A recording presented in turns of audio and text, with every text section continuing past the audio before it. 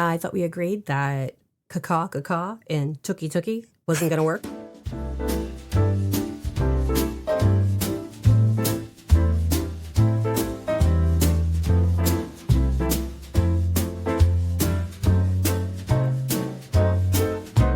Welcome all you biologists and geologists. It's time for another episode of Cozy Quilt Cinema. I'm Michelle. And I'm Beth. I'm in my PPE and I'm cackling behind the face mask. Every week, Michelle and I curl up on the couch, we watch a movie, and then we carry it into the studio just like Ferris Bueller narrating his own highlight reel. It's not a critical review, but we are going to be critical. Does it make us laugh, or have we been mutating this whole time, just waiting for someone to hand us a mop? Wrap yourself in Oma's patchwork quilt, shimmy on over and climb into the blanket fort. We saved you the good seats. I'm serious, and don't call me Shirley. That one was going to come around eventually. It was bound to happen. So it's Oma this week. Yes. Don't get mad. No. I'm not the Oma. I want to be the Nona. Kind of want to be the Oma now. Yeah, well, we'll be whatever they call us is really what it's going to be. Exactly. My luck, I'll be Ganji. I want to be Granny because I want to make them get a switch. Nah. No? No, I want to be what my I want to show them what a switch looks like. It's the things on the wall. We have no idea what we're talking about. Both of us have been sick for quite a while. Yes. Last couple of weeks has been trying. Cough, cough. We've had the ick. Itises. The itises. The bronch and the itis. Yeah, all the itis. And so I'm still getting over it. She's still kind of getting over it. I got the snifflies and the cough that won't quite quit. Yeah, Michelle just won't stop. Yep, won't stop, can't stop. Doing the coughing. Yep. And the cat's got to put his 2 cents in. Yeah. You weren't sick. Why are you complaining? Baby Cheese just wants a lap. That's all he cares about. Cat boy. So we're going to change it up a little bit. We're not going to do the... IMDb. No IMDb. Right. Yeah, we're doing it a little bit different. Not that we don't like the IMDb's, and anybody who writes an IMDb for us, we appreciate your input. No, they're not doing for us. For I know, us. but the ones that we read that we are utilizing, and we appreciate them a lot. But we're going to try to see if we can IMDb ourselves. I try to IMDb myself every once in a while. I can't even say that with a straight face. It's weird. We're going to USTB. Okay, so we are talking about Evolution. Evolution. 2001, just after Y2K. Everyone's feeling very frisky, mainly because they don't have to worry about the banks anymore or the financial institutions closing down, planes coming out of the sky. All of that was still happening, but it wasn't because of Y2K. Yes, it was just negligence. Right. And poor planning. And this movie evokes that energy. Oh, yeah. It is a whole lot of not give a shit about any kind of convention. And CGI all the way home. Right. It was CGI heavy, and someone made bank on this. A lot of people made bank on this. A lot of people made bank on this. Maybe not for the reasons you think. I think for the insurance, personally. Probably. So let me talk about Evolution and tell you what it's about. Okay. So Dr. Ira Kane, and we'll go over the people in this. Yes. And Harry Block. Yes. Are scientists of varying sorts. And they discover a meteor. Well, they didn't discover it. After? What's his name? Wayne. Couldn't think of the character's name. After Wayne gets hit with it. Pretty much, yes. In his truck. Yes. Yeah. Right.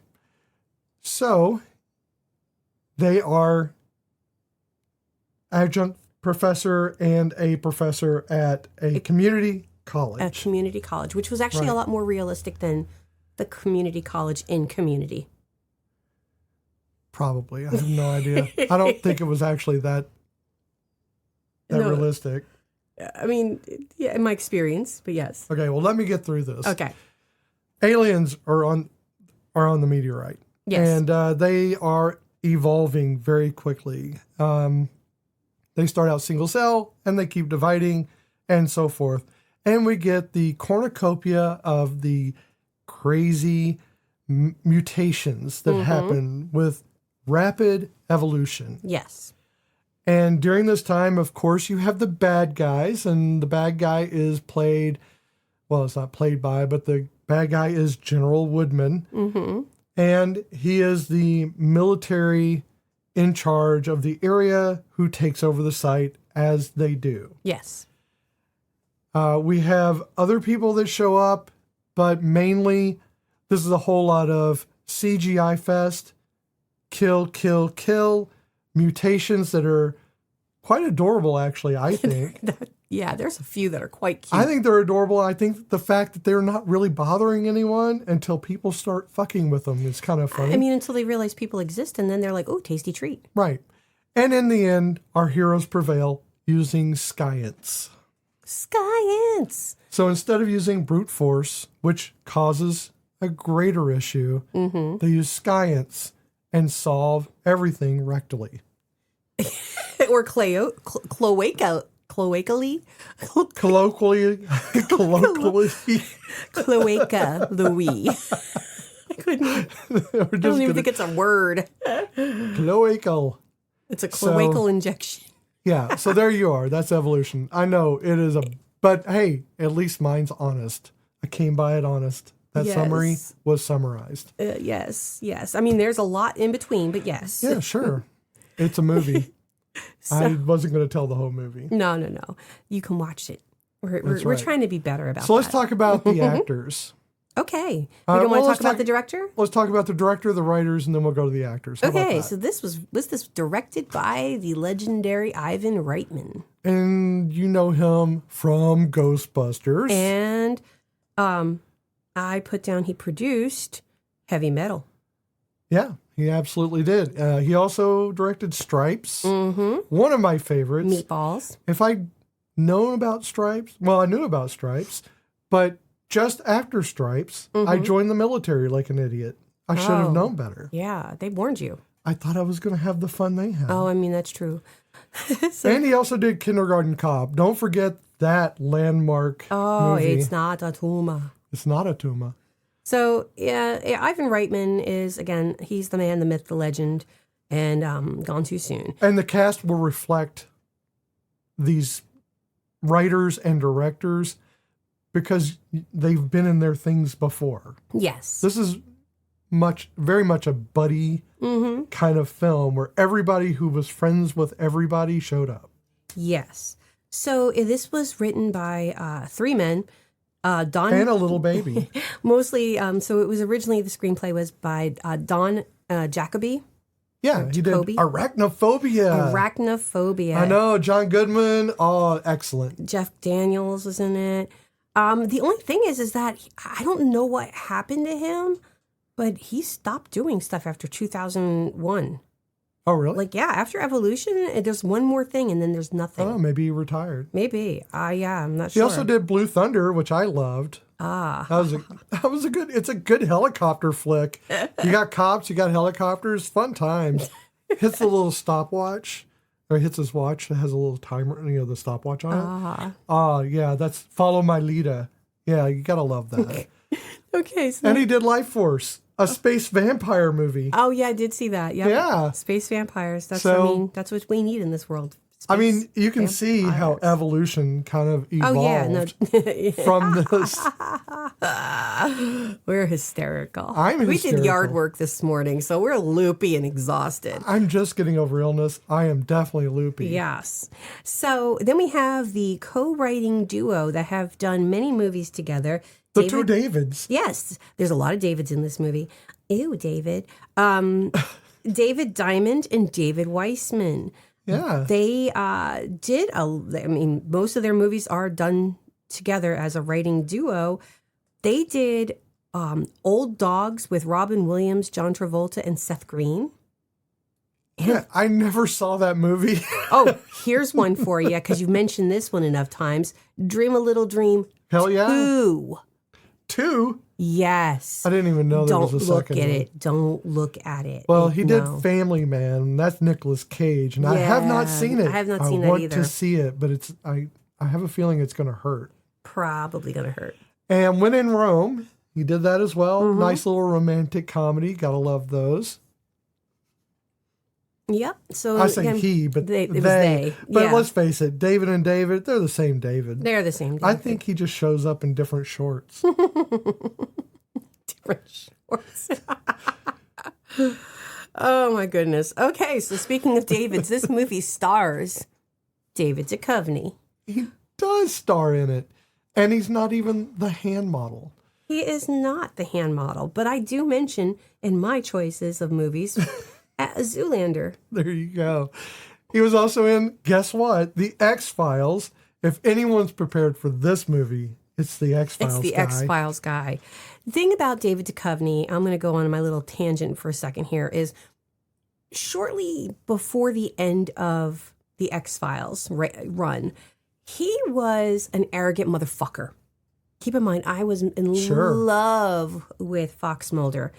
And David Duchovny kind of like pissed me off. I don't even remember what it was, but he was just so arrogant for such a long time. And I don't like arrogant men. I really cannot tolerate that shit. But, you know, in recent years, I mean, I say recent, but like in the probably past couple decades, he's been really cool. Like, he's not that person anymore. He's just, I don't know. Maybe he's just a better person. I don't know much about him. I think he may have evolved.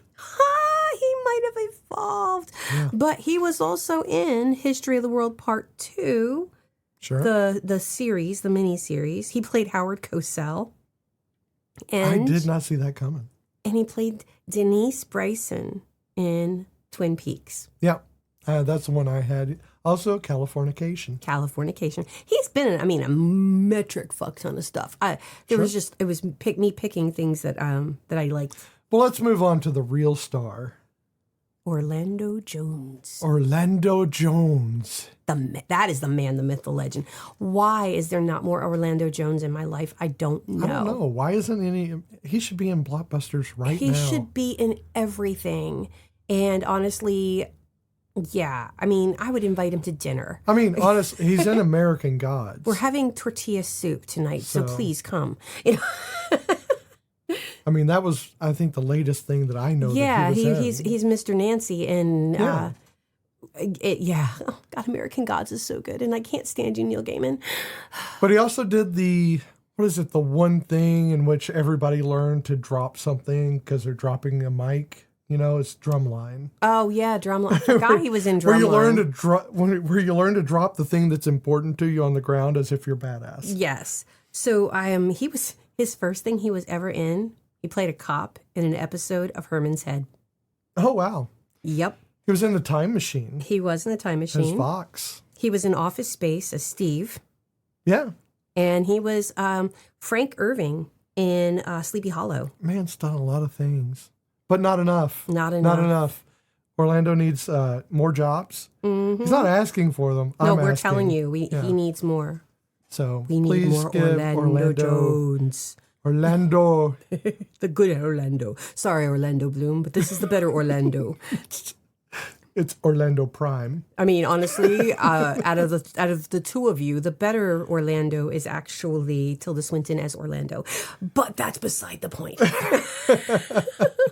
Because Tilda Swinton is actually the superior. And she's actually the one person not appearing in this film. I know. So who do we have next? We haven't done a Tilda Swinton, have we? I know we have not. Oh my God. Not that I'm aware of. We may have done it on accident. She may have been in a movie, but oh my God, Tilda Swinton is a goddess.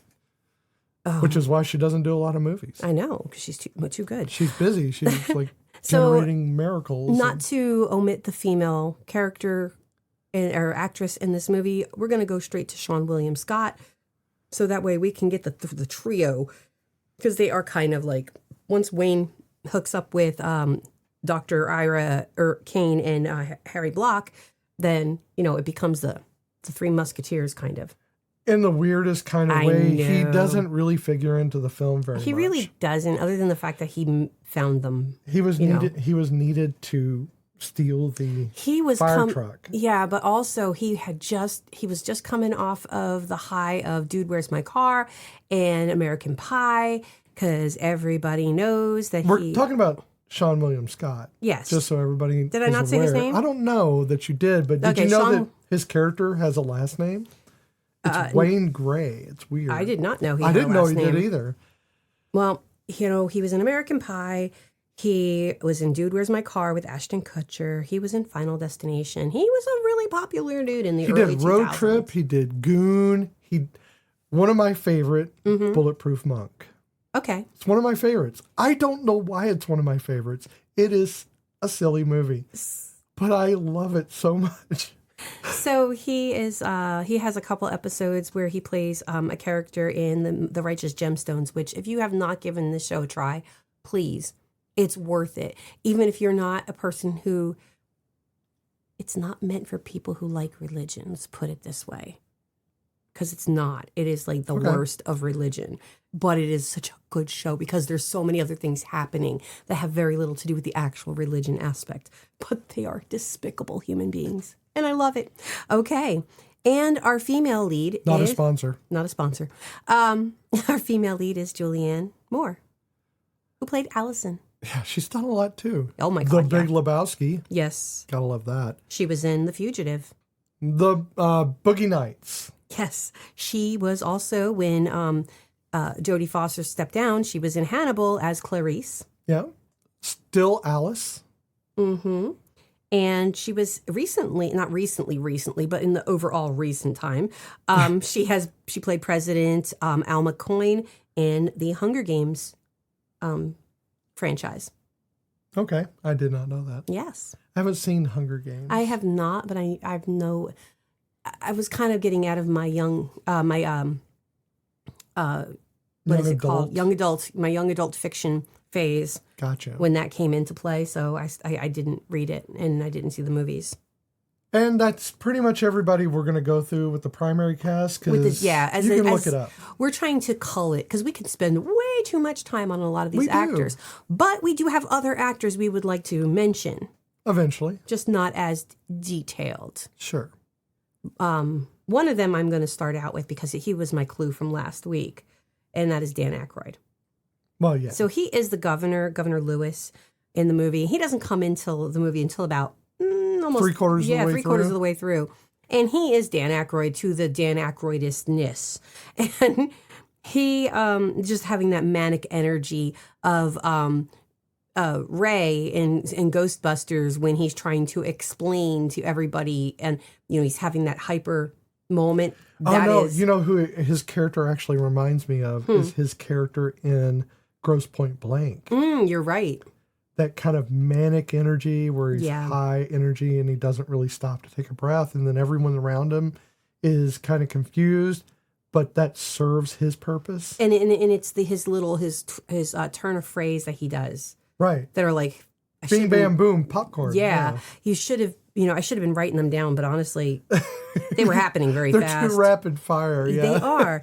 And the clue I gave last week about this movie was when their downtime, he would go and entertain people. He would go to the mall or to Walmart and he would greet people. He would invite himself to people's houses for coffee. He was just like Dan Aykroyding is what he was doing. He can come here and Dan Aykroyd, but he's got to work in the yard with us. So. He does. That's my rule. I mean, I have students who are like, I'm going home with you. And my rule is if you come home with me, you got to work, you got to clean the chicken coop. That's right. And they never want to clean the chicken coop, so I never have anybody come home with me. That's a good standard. It's against the law, too, but the kids don't realize that part of it. And I think it's funny. The parents find it hysterical. So, how did you feel? How did I feel? The first time you saw this film? Well, I wanted to see it because of David Duchovny and Orlando Jones. And I was looking forward to it because I would see the trailers for it. So the trailers were really good. They were really good. Because they hit a lot of things. Mm-hmm. They were starting to do that thing of where the movie trailers didn't show much. Yeah. And they just kind of gave you glimpses. Yeah, But fortunately, it wasn't all the good parts because when you see the trailers, that everything good happens in the trailers. They don't show you all that. Yeah, so that's it. How I felt was it was a funny movie. It did not evoke many emotions at that time because at that time things didn't bother me to the extent that they do now.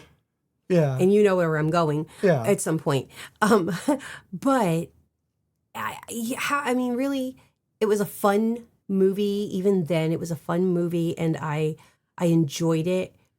Don't have many feelings towards it other than I enjoyed the movie, and I would watch it again and again. Whenever it came on HBO, I would watch it. I did not go see this in the theaters. I had a young children, multiple at that point. I think I was pregnant with the third one. So yeah, I wasn't going to many movies at that time. So yeah, this was a comfort movie again. It was in the background because it was characters I could get, be okay with. I didn't have to invest much thought to them. Yeah. And again, it was a comfort movie.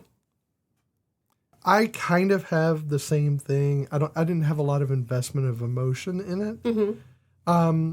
I thought it was funny. I had a good time. It pulled you out of, I saw it on DVD at home. Mm-hmm. We rented it on the Netflix where they send you the...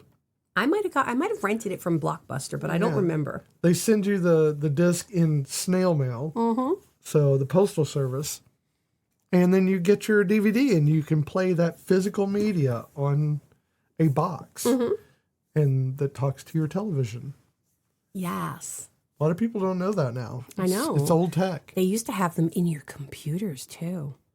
Yeah, absolutely. Laptops had a drive. We still have computers that have them. Yes.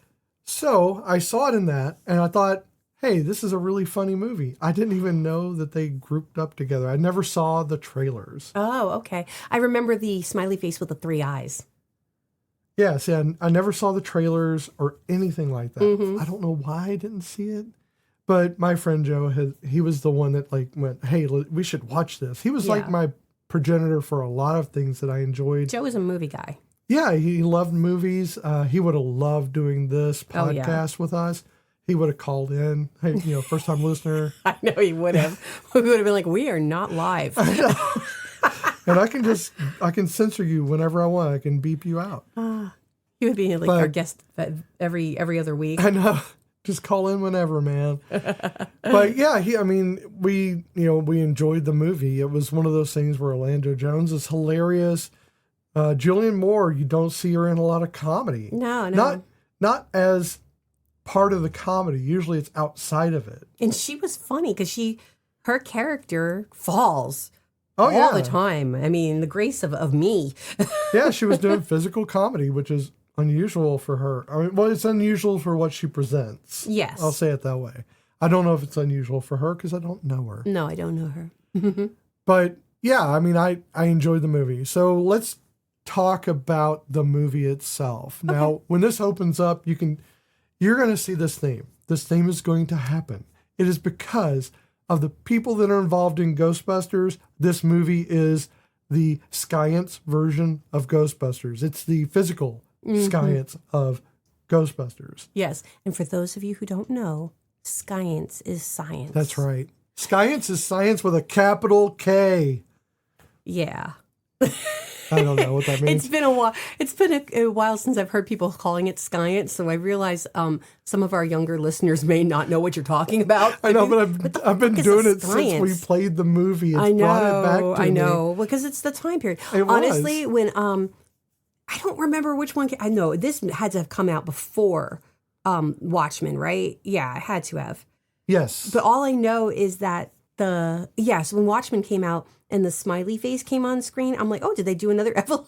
And I realized that when you see the bullet. Yeah, that was like 8 years later. Yeah, but I remember as I look it up on the Google. But I remember seeing the smiley face in the ads for the Watchmen. Yeah. And then the bullet hole, I'm like, oh, well, then that's not evolution. I thought maybe they were doing another one. Meaner version of it. Man, evolution too, But yeah, the DNA to Ghostbusters is inherent into the script. Oh yes, definitely. It's an Ivan Reitman baby. So even though he wasn't involved in the writing of it, he has that flair. He has but style. Jacoby, and we have people that are interested in, the whole ghost. They're part of it. Mm-hmm. They're part of the Ghostbusters franchise, or they're around it. They're friends with the people who are in it. And, there's no real getting around that dynamic. There's the triad, with the people that keep coming in on the ancillary. Oh, yes. And while they're not Ghostbusters, they're Ghostbuster-adjacent. Mm-hmm. In this case, they're dressed as firemen at the end. Yeah. So, and but they are wearing jumpsuits, so there you go. right. Well, fireman jumpsuits, but yeah, whatever. Well, they Close show enough. up in different things, but mostly it's the duo of Kane and Block. Yes. So Kane is an ex-military. He was a colonel Yes. at one point, and he was in charge of research and development Yes, and it was a vaccine that they were working for on. anthrax. For anthrax. That caused much fewer side effects that he got kicked out for. By the way, he was disgraced, kicked out, and the people in the military still wanted to kill him. They called it Kane's curse, right? No, No. Kane's illness? No, that can't be right. Kane's crazy? Oh, I forget. I should have written it down. That's my own I fault. don't know, Kane insanity or something like that. Something to that effect. But that is such a small part. And it's weird that that's in there because it doesn't really do anything for the character. No, other than that one. Other than to explain why he has connections and why he knows what's going on. And he's a community college professor. And what if he knows what's going on? Then why didn't he do more to secure that site? He's not very good. With that He knowledge, was never very good at the first part, which is why he got kicked out. that's true. But it had much. I mean, what they said that he did was so much less than just actual drugs. Now, Yeah. So you think about like when temporary blindness, I think irritable bowel. like I always think of like when you watch the commercials for the new and improved drug for whatever disease. Right. And it'll be like, may cause bleeding from the eyes, ears, nose, mouth, and rectum. And, Call us if you're dead. I mean, that's why when my kids were little, I always say to them, like, I'm hurt, I'm sorry, but unless you're bleeding from the eyes, ears, nose, mouth, and rectum, I don't want to know about it. But it's like the thing of, if you die, contact your physician. Yes. If you're allergic to ampliflaflafla, don't take ampliflaflafla. You don't know until you take it, and by then you've already violated the order from the You commercial. could be dead. So yeah, it has less, side effects, and yet he was kicked out of the military for. I don't know why. If he can do that, why was he a professor and not working in a private lab I don't know. for a pharmaceutical? And see, that's my funny part here too. Is later on, Julianne Moore's character Allison, she's like, "Well, CDC. Yeah. there's more money in the private sector." I'm like, bitch, you're going to end up at a community college too. And as an educator, no, there is not any more money. Well, at the time period, it was a lot more of that kind of sentiment. True. So you didn't have to worry about, Yeah, whether- nowadays you can't. You don't even want to work for the CDC. Yeah, I mean, the sentiment was stop doing government work and get really paid. Yeah, that's true. By the private sector. That was the talk from like the 90s, 90s yeah. up until about 2010, and after that, Yeah, we learned better. right. Well, after that, I think the market changed Yes. for a lot of things, and government work was seen as stable work Yeah. until, of course, we hit this era where stability is not the government's thing. No. No, you don't even know if you have rights the next day. Nope. And you don't even know if you have a job. I check every day to see if I still have my rights, and they diminish more and more. I check every day to make sure I'm a person. They don't think so. They don't think so either, no. So, with that fun note, I think that, when we get about 3/4 of the way in, you've had pretty much just random events that are stuck together. Yes, because you're watching the creatures rapidly. And I think, take place over a week? These things are rapidly evolving. Yeah, but there's a lot going on in the film itself. Oh, yeah, so yeah. you have the aliens, which are rapidly evolving, on top of the fact that you're trying to get the quote-unquote crew together. True. So True. they're having to go through those steps of the hero's journey, I guess, in which they have to Yeah, band they're together. Yeah, I mean, teammates. even Julianne Moore, She's on the enemy side in the beginning. yeah, she's the bad guy essentially. Yeah, because she's the one who brings up the whole background with his immunization. Right, right. She's the eye candy. Yes, so heads up for that one.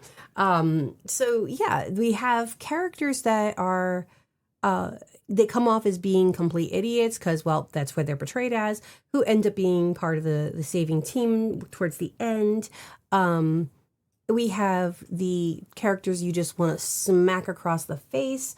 I didn't write the actress's name down, but there's a student who's trying to get extra credit for nursing school, but mostly she just wants to be Miss Arizona. And she's doing this because her manager told her that nursing school would be really nice on that resume. And she's failing a geology class. And she shows up, they do a quote unquote field trip. And she shows up in open-toed sandals and no hard hat when they go underground. And, Yeah, but it's not an like, exact science. It's geology. It is an exact science. It's not psychology. Hit or miss, baby. Hit or miss.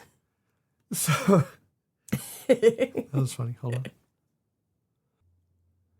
So for me, the hero of the film that I have just decided today, upon reviewing this, the hero of the film is the CGI crew, because while it is the crude standards of 2001, it is DreamWorks, so they're not that bad. They're just a little shiny.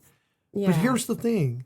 They're adorable. They are so adorable. That thing that comes in through the basement or the garage, I would have tried to pet it too. Well, even the flatworms are adorable, but yeah, that thing was just, I want one. Those big blue eyes and that wrinkly little face. Who did the marketing that they didn't put that as a plushie? It couldn't be plush, huh? But Why wouldn't you make it plushy? I know, but I'm saying it didn't have any fur. But no, it had the face of a basset hound if you squished it all the way flat. It was very adorable. It had no the nose. sad eyes. Mm-hmm. It had no nose. That's the one thing I think all of these things, other than maybe like the dinosaur / dragon looking things. Which were awesome too. Yeah, but most things in this do not have like noses. Right. Yeah, because they don't need them. They're just useless. Because then they have the gorillas, because they evolve eventually into like primates that have some type of a higher thought process because they discover all of the cameras and smash them. And know how to work an elevator. And how did they know that those cameras, like what cameras do? All you see is a camera. You don't know that it's recording to another side if you don't know that. Oh, they patched in. They saw it on their own monitor. Oh, too advanced? Okay, let me take it down some. They saw the reflection in the lens, thought it was, one of them attacking them, and killed it. Okay, sure. But they also had weaponry too, so they were using a bone looked like to smash them. But my point was that they also did not have noses. They could not breathe our air, not at first. Right. That's why they were dying like in mass, intermittently as you see them in the scenes. Mm-hmm. That's kind of the thing they're doing is at the end of the scene dying. Yeah. So the guy who gets pulled into the lake at the golf course because, well, he was also an ass. And it's funny because when his girlfriend, I guess, comes running back in and she's like, something ate, blah, blah, blah. Everybody just kind of just like, oh, because he was an asshole. So, yeah, nobody really does much to that. But, then later on when the thing comes into the house, it's adorable, but also then collapses on its side and deflates. But this is where you're hitting all the Ghostbusters-esque situations where they have to chase down the thing and they have to kill it. Well, Ghostbusters capture them. Yes. This is more of a kill. Yeah, well, while they were investigating the cute pug face thing, Wayne is like, hey, you guys have got to come out and see this. And behind this woman's house, there's this, deserty area, and there are thousands of these dead-looking dinosaur / dragon-looking things. And one of them they thought was dead, and it stands up, and they're like, oh, my God, is it trying to breathe? No, it was regurgitating its next of kin. Right. More of an ambiotic loogie. Yes, exactly. And so that one, when it hatches out of its sack of holding, it becomes, it's able to breathe air, our air, and it flies off, and they chase it to the mall, which is where the quintessential, my favorite line of all times is caw, caw, ducky, ducky, ducky, ducky. And then he starts, what is he singing? He's singing Joe Cocker. Right. You Are So Beautiful? Yeah. Yes. And is Orlando Jones is straight-faced when he's doing the tookie. Yes. And he goes, the caca tookie does not seem to be working. Yeah. I thought we agreed that the caca and the tookie. I'm like, I forgot about that and part he's of not it. straight-faced in much in this film. No. But when he's having to deal with Wayne, it's pretty good. I had forgotten about the scene with the mayfly / whatever the hell it was that got into his suit. No. I thought that was like the biggest thing because... And I forgot about it. That's like the one scene that I knew of from a trailer that had shown was that he was like on his stomach and they showed like a short clip of that scene where he's digging into his ass, where he's like his face is up in the air. Yeah, and I totally forgot about that. It's been many years since I've seen this, so I forgot about most of this movie. Well, that one sticks with you. Yeah, that one now is going to stick with me because now I remember it.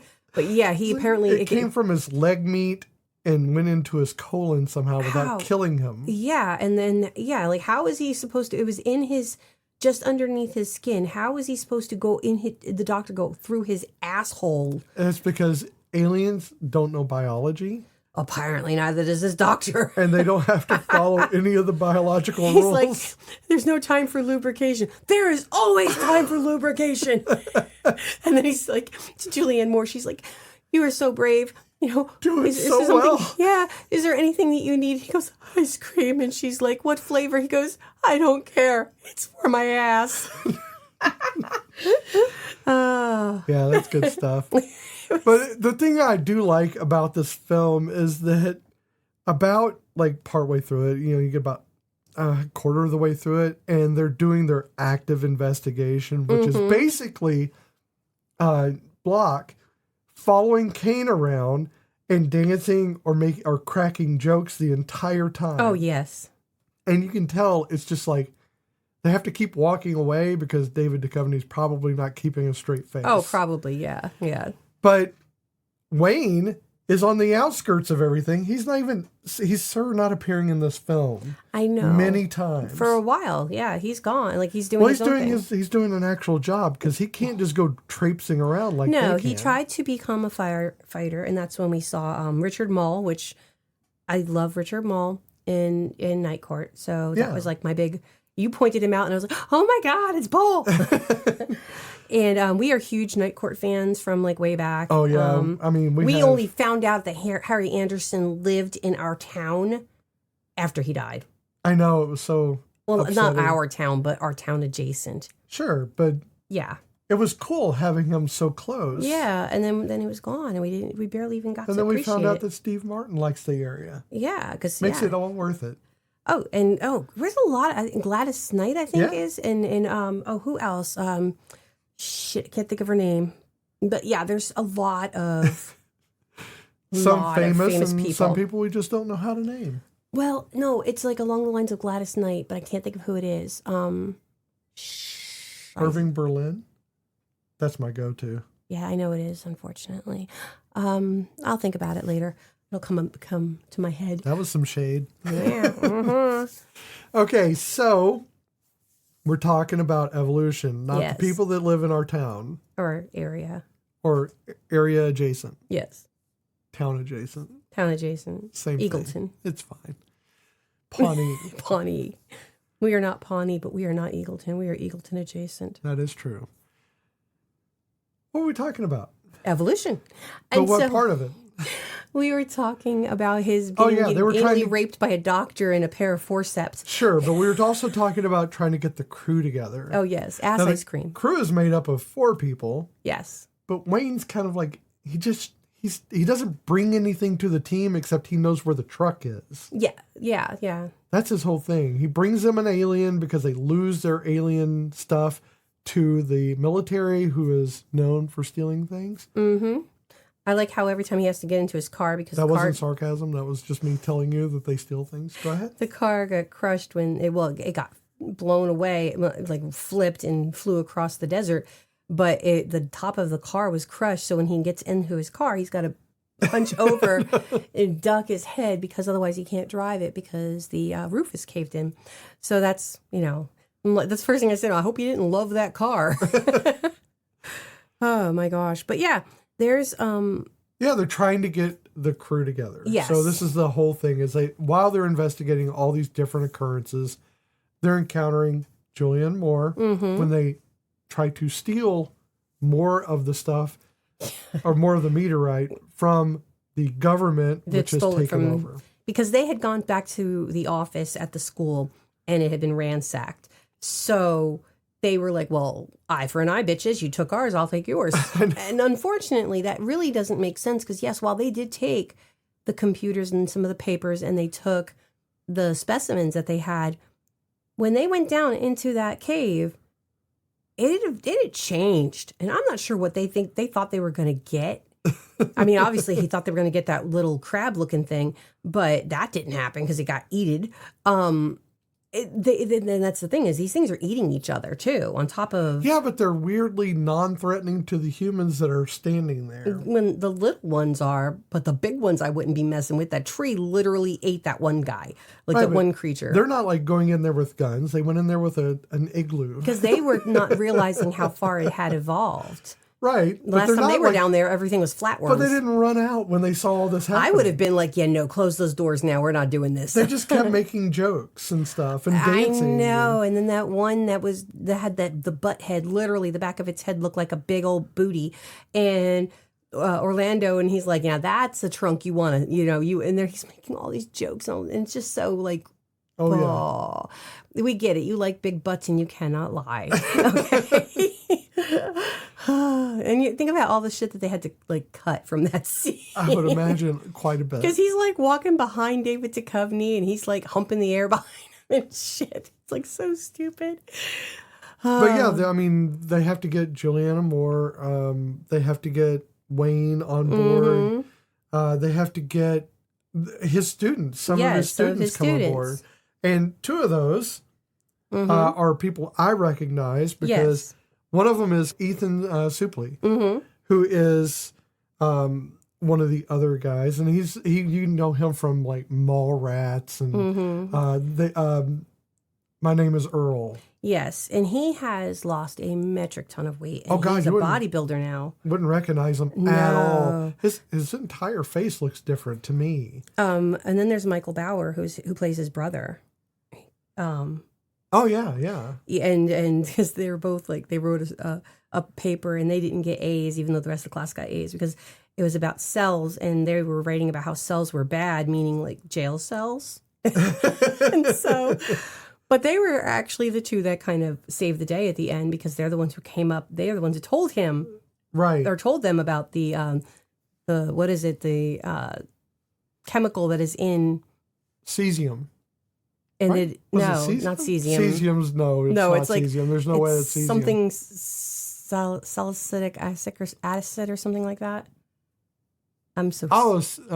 Salicylic acid. Is that right? I should have. I don't know. It doesn't didn't write matter. that down either. This is Skyance, not science. Yes. Let's put it this way: Head and Shoulders didn't add it into their ingredients until after this movie. There you go. It was a special that they released for the movie, but that's what they use, the chemical in Head and Shoulders. They literally do a Head and Shoulders ad at the end of the movie, right before the credits. Oh yeah. Not the end credits, but it is the before credits. True enough. And so and they're those two that even though they got the C+, they both knew that was an ingredient in Head and Shoulders, which is what they were able to kill the big bad with. Oh yeah. Okay. And then you have Ty Burrell, who played one of he played Fleming. And he's one of the police officers? No, he's one of the military guys.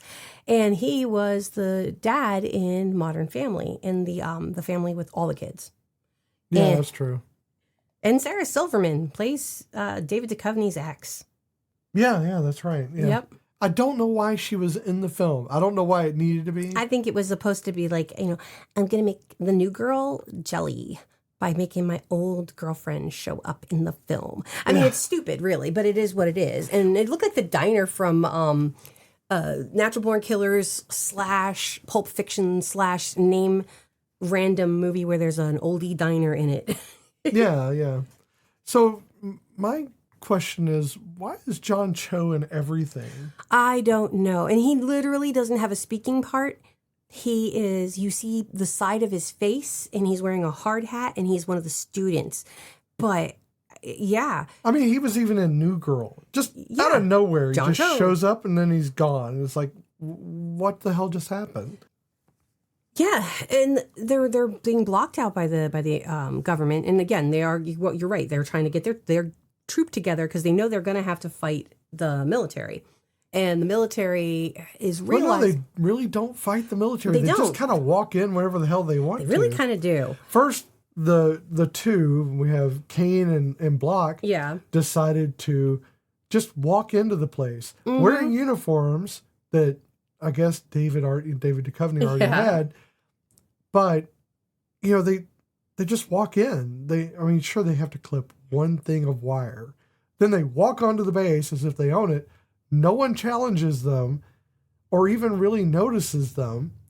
And they're already in like the hazmat suits and going down the elevator into what is the cutest thing in this movie is in the very start and every time after that. But most noticeably at the very start, the first time they go into the cave and see the flatworms dividing and seeing the meteor.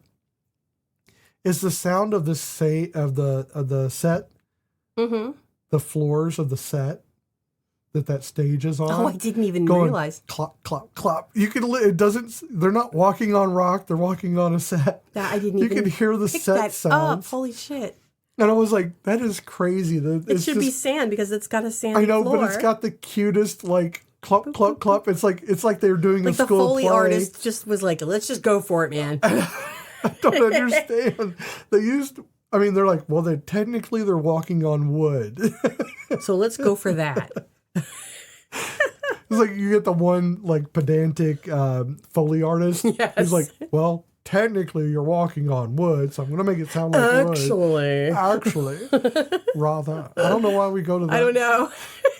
Shouldn't it be the Oscar, actually? Yeah, really. That'd be racist, though. All right, so...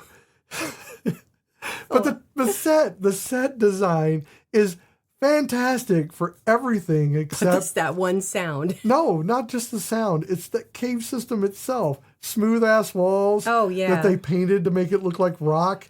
It's just shiny. And then Orlando Jones' character, he's like, oh, yeah, it's a honeycomb of caves, except when they show the map of where the cave system is, it's more like a starfish. Right. And I'm like, well, that's not a honeycomb of caves. You don't know what a honeycomb is. Exactly. And that's when, and when they do show that as the area of growth within like a month or 2 month period that these aliens were going to take over the United States and then we would be extinct. At this point, I don't think it'd be a problem. But back in 2001, that was horrifying. And that is when they are like, oh, well, we need to do something about this. It's going to be bad. It's going to get nasty. And they decide they're going to napalm the whole area. And meanwhile, at the lab, at the community college lab, and again, I'm not making fun of community colleges because they're not doing any actual lab work. No, they're not. They're just chilling at the lab. Most they use in the lab during the entire movie is a microscope. Well, yeah, and like and that was an excuse for Orlando Jones to be smoking because he's like, you smoke? He's like, well, I'm going to smoke now because this is what's the point? And then he flicks his cigarette, and that's when they... Perfectly. No, it was the match. It was the match, yes. And it flicks over to a petri dish where there is some specimens, and they explode into massive growth. And they realize, well, holy shit stains, they're going to nuke all of this with napalm instead of nuke, and they're going to make this worse than what it could be. Right. Selenium. That's it. Selenium. And so the thing about that too is, that this little, odd couple of four is no way in hell going to be able to like take down and protect the world from all of these, because these things are multiplying by the thousands. And they don't even have their proton packs. No, they don't. And again, and when you see the field of, the desert area, and there's thousands and thousands of these dead dragon dinosaurs, and there's no way you're thinking to yourself, how are they supposed to fight this? Even with the military, there's no way these things are going to sneak through. Little do you know that when they hit fire, they consolidate into a massive... Well, they mutate, yeah. Yeah, into a massive... like a giant bubble with a cloaca. Well, I don't think they're actually the ones that do it. The thing is, the thing that expanded out was a single entity and smushed everything in its path, including the other aliens. Yes. So really didn't consolidate so much as it just killed its kind. But what it does thematically for the film is consolidate the enemies into a singular enemy. So it's easier to kill. I like to call it the Marshmallow Man effect. Where you don't have to fight the other ghosts anymore. You just have to fight the one big thing that's trying to kill you. It's easier to fight Godzilla than it is to fight 1,000 velociraptors. Sure. But that's why you always like in, what is it like, Jurassic Park. Mm-hmm. Yes, you have a bunch of different dinosaurs that you encounter throughout the film, but the big one is the one you have to worry about. Yeah. The other ones, yes, they're very dangerous. And yes, they'll play into the other parts of the franchise. But it's the T-Rex you're going to worry about. Or the whatever massive mutated, looking at you, Pratt, fucking up a franchise. Well, I mean, it's like, okay, so if, like in Jurassic Park, we'll take that, we'll take that film real quick since we're not talking about Jurassic Park, but this has kind of dragon things in it, so we'll do that. Dragon dinosaurs. Right. Which I think are cool. Dragosaurs. Flying ones. Flying dragosaurs. They don't breathe fire, though. Not yet. They haven't evolved. They hadn't evolved. But the thing, like with Jurassic Park, is if you're fighting the T-Rex and you also have to fight the velociraptors at the same damn time, that's annoying. And it's very hard to, film how that is possible for a human. It just really isn't. So instead, this isn't Lord of the Rings. So it has to be much like they do in the martial arts, like how to protect yourself videos that people do now, is that you have to suspend reality. And now I remember what videos you're talking about. Right. And you only get the one attacker at a time. Yes. Whoever comes in at you, and it's always with an overhand, slow attack. Even if they have a gun, they just slowly raise their hand down. Because they're going to shoot you by slinging the bullet out of the barrel. I have an idea for the name. What? The Dragodons. Like it's a pteranodon. Oh, okay, we'll go. It's Dragodons. Dragodon. Okay. So, yeah, no, I'm with you on that one, totally. But that's what this is. It does. It consolidates everything into one enemy that is the big enemy, the big bad. And then even the military doesn't even matter anymore because we're going to go straight for the Cloaca. Well, here's the thing, though. I've said it more than you have in a long time. It's true. Years later, it's going to be replicated in film and no one's really going to know. No. Suicide Squad. The sequel, the second one, they have a giant starfish they have to fight and kill. Do they go up its cloaca? That would be hilarious. I don't know.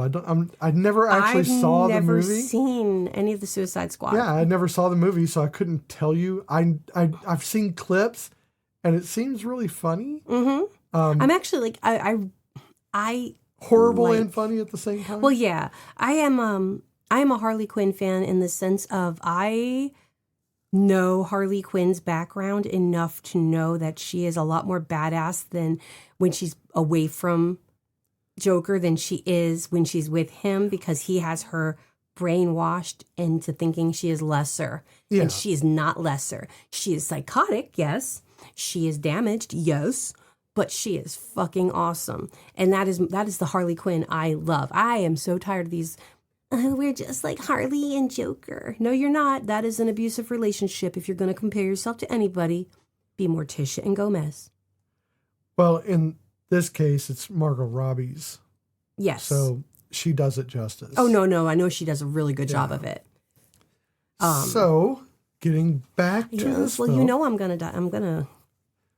You're not the only one, though. I'm just saying we need to get back to the film. I know. So, sorry, I looked down at the cat. The cat is pathetic. He is being... Him. He's just being him. And he blends in with my sweater because he's gray. My sweatshirt's gray. So they end up they figure out by accident that the selenium is what actually will kill them. Because now they can breathe air, so it's not the air that's killing them anymore. Because, remember, kids, it's Skyance. Skyance! It's not actual science because nitrogen-based life forms are vulnerable to selenium. Really? Really? I mean, they literally put it in Head and Shoulders now. I mean, I don't know about now, but they did for a minute. So... That's not how the periodic table works. No. And the movie just doesn't give a shit that that's not how it works. But he got to blow on Juliana's hair. Yes. And then touch her back a lot while he talked about the periodic table. And he won her over with Skyance. He blinded her with Skyance. Oh, my Lord. Very true. So they're like... You did that. Remember that. And I snorted, too. Yourself. I know. I made a little nose snortle, too. It's cute. It's very adorable. So... They're trying to find, this thing is now massive, and they're like, well, where do we get all that selenium? How are we going to find that? You can't just go to Walmart and buy a bunch of selenium, but you can in Head and Shoulders, because the Moron twins, not the actors, but characters, they come into play, and they're like, hey, yeah, we use Head and Shoulders all the time, but you don't have the dandruff. Exactly. Not a sponsor. Not a sponsor. And so they go and they get a bunch of Head and Shoulders and they put it in a fire truck tank. Yeah. So they can That's how you want to do it. Up the Cloaca. And the funny thing is, I have mentioned this in the past. I don't watch movies. I watch movies, but I can't sit. I don't watch movies. I can't Welcome to our movie podcast. And watch with my, I have to do other things. I can't just sit and watch a movie. And so sometimes I have to take my glasses off because if I'm doing something on my phone, I have to be able to see, and I'm old and I can't see things when they're close up with my glasses on. And so I will take off my glasses. Well, then I can't see the TV.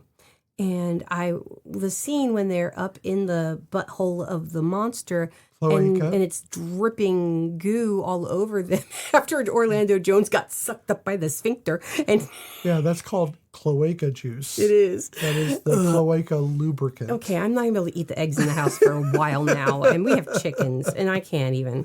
So I, for half a minute, thought maybe they put Sean William Scott up that ladder with Orlando Jones because it was not going to be in Duchovny's contract to be all gooified. But when then I put my glasses back on and I realized it's Duchovny yelling, "Give me back my friend, you sphincter!" Because it got sucked up in there, and then the sphincter juice came out, and it was so disgusting. But then it implodes. It's slowly imploding, and then the Head and Shoulders color stuff is now turning brownish. Think of the worst diarrhea you've ever had. And that's what was coming out of this thing. Yeah. Nasty. And if Orlando Jones had not cleaned himself off after that cloaca, he would have been good for another 3 months without refrigeration. Because he didn't wash off the bloom. That's the wrong Orlando again. So it's really neat that it ties together, though. But it's an egg joke.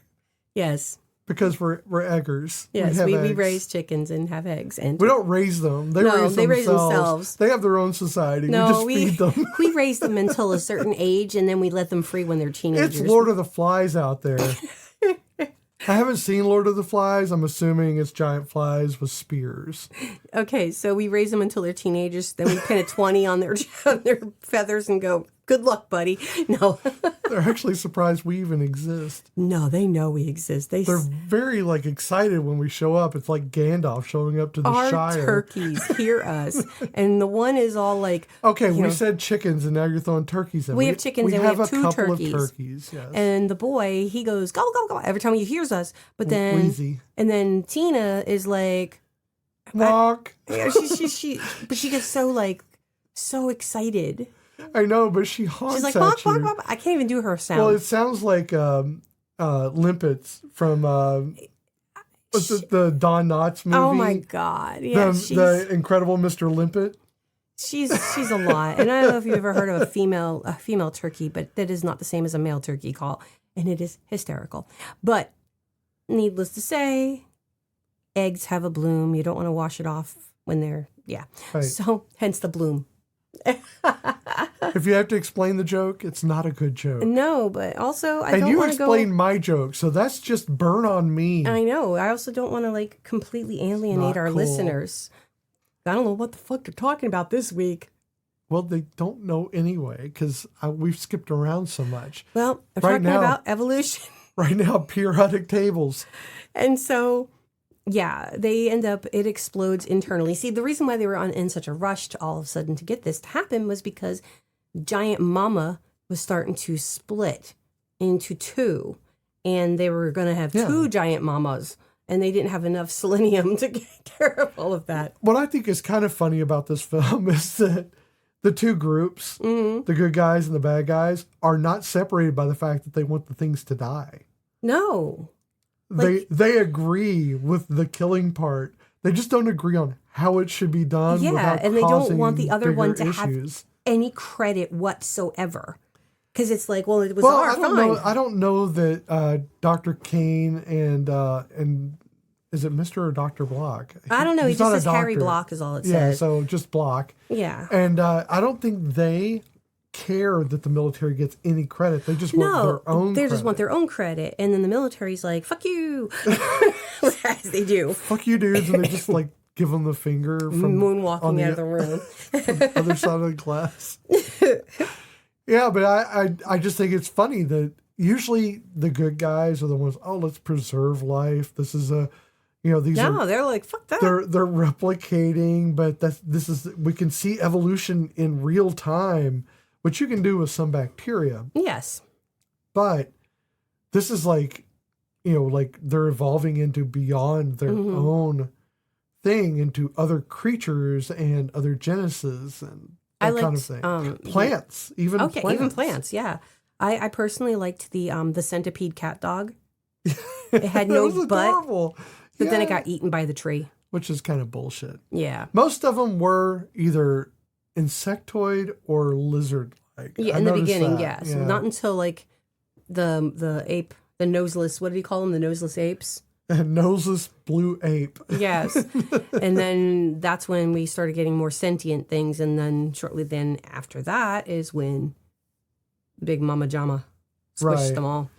And so it has a happy ending. If you want to tell everybody what the ending is. Spoilers, because, 2001 was only yesterday. Dan Aykroyd gives everybody accolades, and while he's accolading with his Aykroyd way, Duchovny's bonking Julianne Moore in the fire truck. Exactly. So, I mean, it's the lead-in for the romance in it is very light. It's almost non-existent. They just pretty much go, I'm into you, would you be into me? And then she doesn't answer. And then a little bit later, she goes, I'm into you, I would rock your world. Yeah. And he goes, maybe later. And then at the end, they sneak off to a fire truck and have sex in the front seat, which is weird. Which is weird. Is it the front seat? Yeah. I think they went. They got Yeah, in they the went front right seat. in front of the Why fire wouldn't truck. they go behind that in the next set of seats where the bench is? That doesn't make any sense. None of this movie. So, how did this movie make you feel now? Oh, you really want to end this? I wanted to keep talking.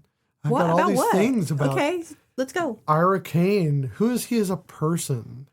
Ira Kane is about as deep as a sugar spoon. Wouldn't even say a teaspoon. Okay. Well, I guess that's fair. I mean, come on. He's saying that he's just going to give everybody an A, and he even admits that he is barely wanting to read. He is the cool teacher. He is the summer school version of a teacher, where he just like, I just wanted to work. I just want to be able to have my summers off and sit on the beach. And even Orlando Jones's character is a bit of a lech. I mean, That's true. They're all leches. They really. are. And that's the thing, is I didn't remember how much like womanizing this movie was going, like not womanizing, but like objectifying into a certain degree. Julianne Moore, when she falls the first time and her dress, her skirt rides up and she's wearing a garter belt, and they make a comment and the camera goes right onto the garter belt. Oh yeah, no, it zones in. I mean, we're going to get into this later, but she's got some beautiful legs. Well, yeah, but like in the girl getting, I mean, granted she was in the changing room, so that one wasn't really sexualized, but there's like, it's the comments and the booty and how she's got the booty and how, you know, with the, just, there was a lot to it that I didn't remember, or it just went over my head being a part of that time. Sure. So, how do you feel now? Because I was joking about I know. continuing. I know. Man, you took it. I went with it. And that's okay. I'm good You threw it, I took it, and That's I ran. right. Okay. So this time, while funny, while entertaining, I didn't love it as much as I used to. Like, I don't see myself ever watching this again. And even with the Orlando Jones of it all, I just don't really foresee that being like, it's not like movies that I'm like, oh, we need to watch this with our kids. You know, there's like the classics you have to watch. Like we made our children watch Better Off Dead and One Crazy Summer. Yeah. Not that they're good. They won't appreciate it until they're older. Yeah. And we're not saying that Better Off Dead and One Crazy Summer are great movies. We know what they are trash. They are. But they are what they are. How dare you call them trash? They are what they are. But Academy Award winning. Not really. No. But this movie, I remembered it being more than it was, in like the sense of it being better. And again, I'm not saying that it was bad. It's just not great. If that, I can't make it any better it's than valid. that. I can't say it's not. And yeah, so that's how I feel. For me, I have to agree with you on a lot of that, because it's true. It just wasn't as good as it was before. It didn't travel well. The jokes weren't as funny. Even like the whole scene with him getting the bug pulled out of his ass, it was funnier. Like I'd forgotten about it, but it was funnier. And I was just funnier then for the shock of the tone of this movie. Yeah, and then now I'm just going, that's just uncomfortable. And in a way, it's kind of homophobic, the way they were portraying it. Right. And I mean, there are a lot of things to this movie that are very much of a time that seems so long ago. Yeah, but yet not. Yeah. I mean, it's just, it evokes a lot of early 90s stuff to me. It doesn't seem have like that it's 2000. It just like, we're in the new millennium and you're freaking making ass jokes. You know? And that's what it came down to. I'm going, this is an Ivan Reitman film. Now I know, yes, Meatballs. Yes, I know. And Stripes. Yes, I know. But again, those were a different time as well. And you didn't have these same jokes in Ghostbusters and in his other films. So for me, it was very like, oh my God, I forgot it. Like I forgot about that part. I remember him being on the table with a bug under his skin. I forgot they pulled it out of his ass. Well, that's the thing is, what you're saying, the jokes not being funny, they don't land. No. The jokes don't land, and I don't think they would have landed even back then if we had seen this before. Mm-hmm. If we'd seen the type of movie before. This is not one that I remember having in which a monster movie is funny. Yeah. It's kind of purposely being, and they did purposely fashion this into a comedy from a more dramatic, or not horror, but then monster movie type. What was it? Mars Attacks. That was after that. Now, Mars Attacks is a horror movie that is also meant that it has the comedic value, but but the horror part of it, the scary parts of it, are kind of like, well, shit. Because it's kind of, even though the aliens, the little Martians, are kind of funny looking and their language is funny. Oh, no, they're definitely scarier. But they are scarier. So you have we can do scary comedy. You can do that. Slither. Yeah. I mean, there's a lot of movies that can do that, yeah. But this was not. And I don't know if that was the full intention. Was it Cooties, supposed to be? Another good. Oh, yeah. Scary, That funny. was a good movie. We did that movie. And Cooties is funny. Cooties is horror. Was this meant to be horror or just sci-fi? No, this was just sci-fi monster movie. Yeah. Yeah, it just doesn't do it for me. Like it just didn't mix them in the right. Well, if the jokes had landed, if the funny parts had made you laugh instead of just kind of, there was a lot of cringe in this movie. And, yes. And I'm using it like it was cringy in different parts of the movie. Yes. That were supposed to be laugh out loud. Yeah. Now, don't get me wrong. Orlando Jones, his 90% of his jokes land, but they're not as funny as they could have been. If that makes sense too, because I feel like I'm not making sense today. Like they're not bad. Like they're not good. No, they're not good jokes. Don't get me wrong. I think that's enough. We can dated. say that it's just they're good, but they're not. They're bad, but they're not. They're not horrifying. They're not to the point where you're going, oh my God, that is so offensive. Let's, But also, we're going to cancel that person. But also, because they're so not dated, but of a different time, they're not so funny. But I found myself chuckling at moments and finding things funny, but not to the point where I never thought to write them down. They weren't that level where I was like, oh, I gotta bring that one to the show. I mean, there are a few things that I think that were like straight faced. Mm-hmm. Well, the Tookie part, that was funny. Those are funny moments where they're doing like a straight reaction or a deadpan reaction to something. And I think those moments, those land. Yeah. But you don't get a lot of those. No. And a lot of the times they hand them off to the people you expect to do it, which it would be heightened if they gave it to someone who doesn't usually get it. Yeah, honestly, I think Duchovny would have been better. It would have been, a lot of those lines would have been funnier coming from him. Yeah, you would not expect that to be the case. Because he's so Fox Mulder here. And, and if you know Fox Mulder from the show, and again, I have not watched any of the newer stuff of X-Files, but the original, back in the day, Fox Mulder, he was funny. Yeah. He was solemn when he had to be. He was stoic when he had to be because of the fact of the shit that he was dealing with. But he could be funny because he knew he was poking, Scully around. He knew he could poke her the right way. But then it got too serious, even for itself. But that was the Duchovny I was seeing. Is I was seeing the early Fox Mulder, still thinking I'm funny kind of person. Nobody takes me serious. I'm not going to take anybody else serious. Yeah, this is the part of the X-Files where it was taking the rapist to see a Cher concert. Yes. Maybe not the best. Yeah. I think the 90s were probably messed up. They were kind of messed up. I think I've probably told you this before. I started watching the X-Files because I was pregnant with my first one, and I was clicking around on the TV looking for something, and I heard my name. And it was the episode where the little girl is possessed by the ghost of the cop. Yeah. And the little girl's name is Michelle. And that is when I stopped and started watching it and went, well, this is cool. Because there was nothing like that before, that I could remember.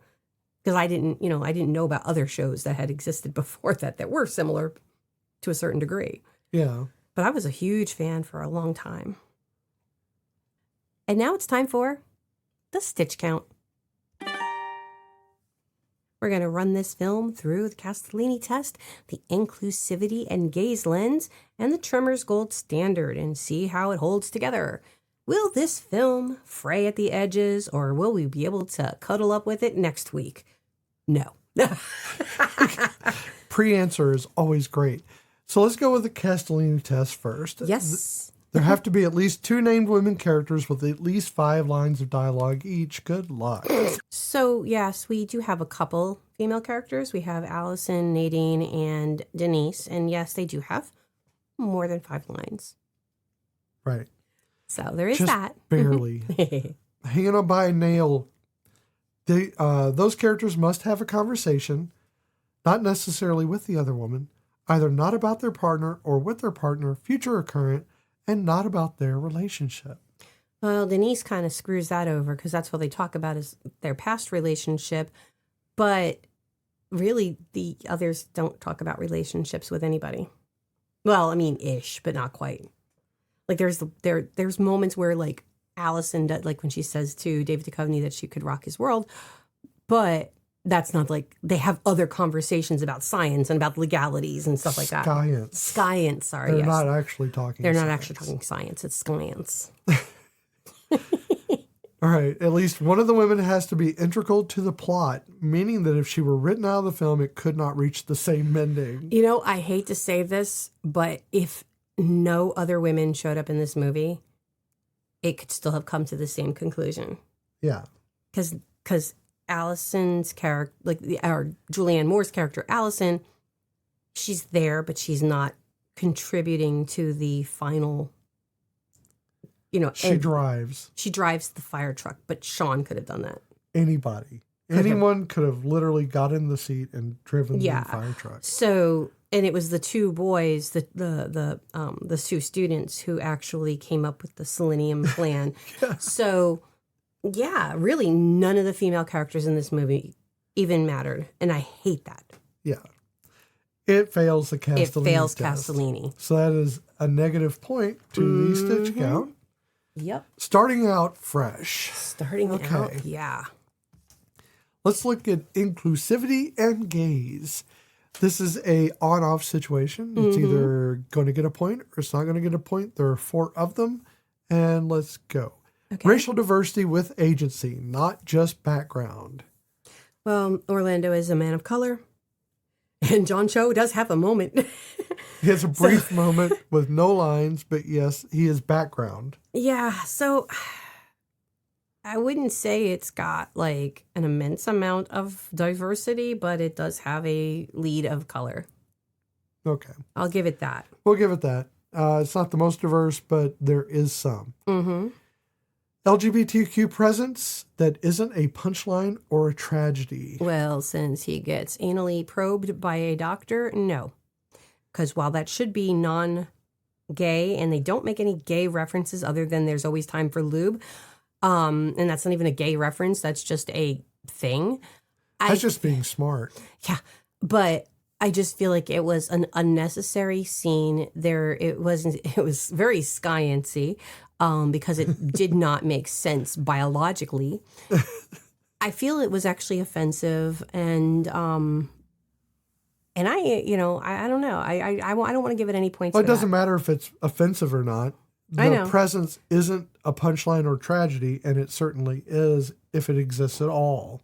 Mm-hmm. So even if it doesn't exist, it doesn't matter because it's not going to get the point. Yeah, so it's not going to get the point. Age, body type, or disability treated with dignity. Well, everybody is very young, or they're military. And nothing said about someone's weight. No, they are, because the 2 characters, the 2 brothers are heavy at the time. Nobody makes fun of their weight. I don't think so. No, nobody. And Dan Aykroyd's age or the military guy's age, they don't make fun of their age. So they do at least have that part. But I don't know if you can count body type as, for the Alien, in which Orlando talks about its butt.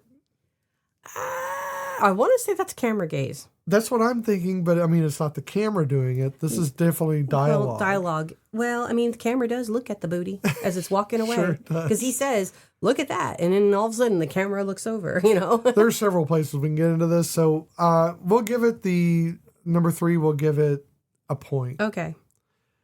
Camera gaze, not No. relentlessly sexualized or punitive.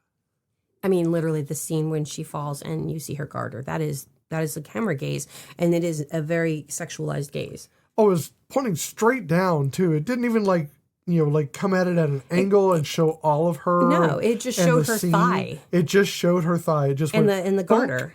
It was a thigh cam. Yeah, I mean, I'm impressed that she was wearing garters, but not for the same reason. I mean, they're not always the most comfortable things to be wearing. Or to keep them in place. Oh, they were nice and smooth. I never had smooth legs, even when I was skinny. My garters would always roll. It's crazy. So, yeah, no point for that. Nope. Okay. Now the Tremors Index. Oh, boy. I can tell you right now, I'm going straight for 0. Okay, well, it goes from 0 to 4. And it starts at below Tremors, fails the basics, to exceeds Tremors, rare, powerful, or intentional. And this is our opinion of the movie and where it fits against the movie Tremors. Yes. Which we feel is an ideal movie. Weirdly enough. It is. It's crazy. Go back and listen. That's a great episode. You say it's below Tremors, a 0. I think it no is. points, and it fails the basics. Characters are sidelined, disposable, or punished for competence. That sounds right. Mm-hmm. Women, marginalized characters, or outsiders exist to motivate others. Yep. Again.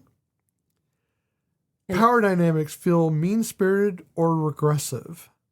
I mean, the power dynamics, well, no, they are mean-spirited because look at the military and the way they are towards them. Instead of seeing these two scientists and going, hey, we could work together. They were, I mean, granted, he had a history, but they still could have brought them in on, so what did you find when you went, in the ground, when you first encountered this? Give us some information. No, they didn't even bother to, and not Skyance, but in actual science, you would want to interview the people who encountered the situation first, so that way you can get a clear picture. Exactly. So when you walked into the picture, were they flatworms or were they already starting to become bugs? And if that's the case, you want to talk to the people who saw them when they were just still little slimy things on a rock. And the flatworms. You wanted to see how quickly the timeline is building. When did you see this? How far along were they when you saw them again? That's the stuff that they would want to address, and they do not at all. So even if it wasn't they didn't want them to be a part of it completely, they would have still interviewed them and they would have still taken their words into consideration for the full scope, because that is how science works. But right. Science goes, fuck you, fuck you, no, fuck you, Ezekiel. I love that. That video is so good. What's your name? So I agree with you. It's below Tremors. It's a 0. It's a 0. So Evolution 2001, starring David Duchovny and Orlando Jones, got a 2 out of 9. That is the worst score. I don't know if it's the worst we've had so far. I'll have to go back and look at my notes, but that is pretty friggity low. Yeah, and I just remember liking this film more. I did but too. But I thought more of this film too, and now I have to calibrate that. And it's funny because, when we talked about it, because I often do that whole caca tookie thing. It has been an ongoing joke since I saw this movie in 2001. So it's had an impact. It's had an impact. At least that moment has. But not a meteor impact. No. And so, you're funny. Science. So you can, that the movie has moments, and it did stick with me. And then we were talking about, when we made this list of movies we wanted to talk about a year and a half ago, this was one of the first ones that was on that list, because we were like, oh yeah, that movie with David Duchovny, what was it called? Oh yeah, Evolution. That was the shit, because we remembered it being fucking funny, and it was not as funny as we remembered it. And it's disappointing. I don't know. I think it says that maybe we've just grown as people. It could be. I mean, there might be somebody out there who might watch this and just think it's hysterical the way we did then, and not have a problem with it. And I don't think I would say don't go see it. No, I think I would say watch it, make your own opinions. We're not telling you not to watch movies. You're not going anywhere. No, but no one's going to the theater for Evolution. You can get it and you can stream it. And the thing is when we ever talk about any movie we talk about, even when we talk about the worst movie, which did not go through our Stitch count, which honestly, we should just do a stitch count for it by itself, and that is Short Circuit. We're not telling you not to go watch Short Circuit. Watch it. Be horrified. Be mortified by the stupid and the racism and the bad acting from But it's worth two really seeing. great actors. Two really good actors, and they have no acting ability. Actually, people disagree with us on that. They do? I mean, they're not like telling us, it's not listeners, but the interwebs says that it was one of Ali Sheedy's better. And I'm like, how? How? People have the opinion that it's that she's what drives this whole thing. I'm No. like, Her at her height, honestly, not gonna lie, Yang. When she's on When fucking she's in Psych. Psych. Because she's a psychopath. And honestly, I mean- I love her character in Psych. I love her character in Well, of course, in Club. Breakfast Club, because, we relate to her character in Breakfast Club. Beautiful. in I it. wish they wouldn't have make-upped her up, because honestly... No, that was a beauty down. Leave her alone. She didn't need to be softened. That was a shine down. It was. I don't even. Isn't that a band? It is a band. That was a turning her glow down. She didn't glow up. She Glow glowed down. down. That's she what glowed it down. was. Glow down. I didn't know the So yeah, lingo. but we'll never tell you guys not to watch a movie. Please go watch it. Make your opinion, and then let us know if you agree or don't agree. But this is totally our opinion, Yeah, and it was not good. and we all have an opinion, just like we all have Cloacas. cloacas. I was gonna say. I knew you were going there. You've used it more than I have. I know, and that's your go-to word for the. I just love the word. It's a great word, cloaca. I like the word dubious. And I like the fact that it's efficient. It like puts all the ports together and says this is where it goes. There's no like messing around. Like, where's it going to come out? You don't know on a chicken. It could just be anywhere. No. Cloaca. That's where it's coming out. Pee, Everything. poo, Doesn't the matter. egg. It comes out. Egg. Everything comes out the cloaca. Yeah, I can't. I mean, It's really as somebody with wonder hole. IBS, that would be an issue. Probably. But if you're a perfectly healthy chicken, it's all the tits. Oh my God! And speaking of tits, we have a broody chicken. Boy, she has under her undercarriage. When I picked her up, she had so few feathers underneath her belly, because they do that. They'll pluck some of their feathers out, so that way when they lay on the eggs, they can humidify, because that's the humidity and the heat. Yeah. But the thing is, it's not been hot here. So the fact that she's broody already, and it's so early in the season, is funny as shit. And she was mad at me for taking her out of that nest yesterday. I imagine she felt like a ball sack. Oh, she was kind of prickly because of all the feather bits and and sweaty. Chickens can sweat, apparently, and it was a sweaty belly. It was so gross. So glad we're sharing this. If you ever want to know anything about a chicken, I will help you out. So, why don't we talk about other things? Okay. So if you want to watch Evolution, you can watch it on YouTube. You can watch it on YouTube TV. You can find it on Pluto TV. You can find it on Philo, Google Play, Apple TV, Fandango at Home, and Amazon Prime, which either through a subscription or you can pay $3.99. Sounds good. Yeah. Well, thank you for joining us for Evolution 2001. This has been Cozy Quilt Cinema with Beth and Michelle. Beth on the horse and Michelle getting back off.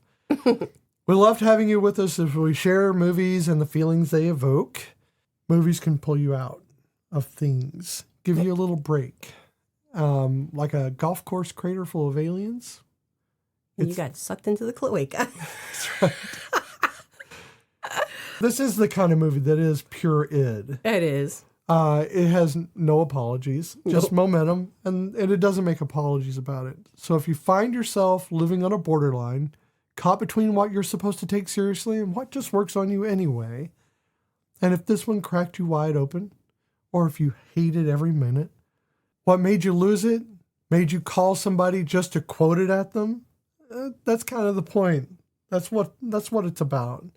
It's about giving you those feelings and making it a phrase that you say years and years later. What's that phrase? I thought we agreed that caca and tookie wasn't going to work. That's the one. Keep the feelings going. Follow us on Instagram and Blue Sky at Cozy Quilt Cinema, or you send your feedback and personal reflections, or if even you just want to yell at us, at cozyquiltcinema@gmail.com. You can always find our episodes where you're listening to it right the hell now. Look on your phone. It's right there. Please consider subscribing, leave a rating, because we would like to know you're out there and the meteor didn't strike and you weren't inside a nice, safe place. It's so lonely here. Okay, so here are your clues. One character eats a bug in this movie. The bug was actually a gelatinous body, a chocolate inner shell, and it was filled with the puff pastry stuff, whatever they call it. What is it? Kadayif? I'm not sure if I'm saying that right. And the pistachio cream and Dubai chocolate. And it was scented with vanilla and strawberry. But it was filled like that so that it would be gross when they bit into it. Gross looking, at least. And my second clue is the director of this movie is the creator of one of the most popular cult classic horror franchises. Horror comedy? It's an unintentional comedy, but it is a horror.